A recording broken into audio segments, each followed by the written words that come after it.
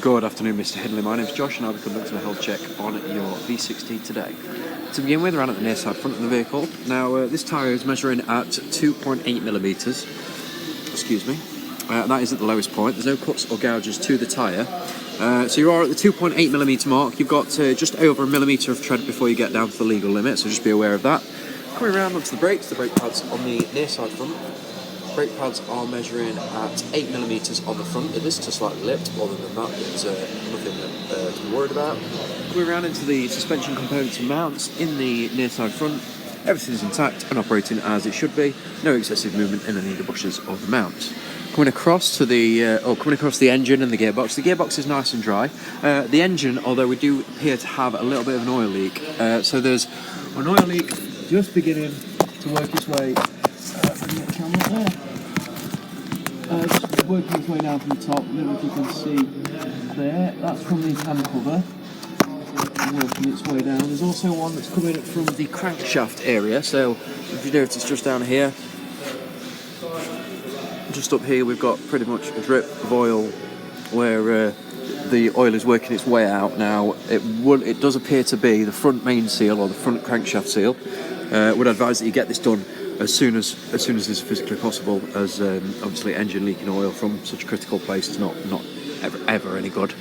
Moving on from that, the offside front suspension components and mounts are all intact and operating as they should be and as you'd expect. Around to the offside front tyre is on 3.2 millimetres, so you're getting around to that 3 millimetre mark on the offside front. And going around onto the brakes on the offside front, the brake pads are on 8 millimetres. The discs are slightly lipped, but nothing concerning about just yet. And coming down the centre of the vehicle, the exhaust is nice and secure, and there's no leaks down towards the rear axle. Rear axle components, such as spring and shock absorbers, bushes and mounts, are all intact and operating as they should be. No excessive movement and no further investigation really required on these. Nothing I can see that would cause any problems. Coming around onto the offside rear tyre. The offside rear tyre is measuring at 5.1 millimetres, and that's the lowest point, so nice, plenty of tread left on this offside rear. Coming around into the brakes. The brake pads on the rear are measuring at 2 millimetres. I would recommend that you get these done as soon as it is possible for you. The legal limit for the brake pads, from an MOT standpoint, is 1.5 millimetres. And coming around onto the near side rear tyre.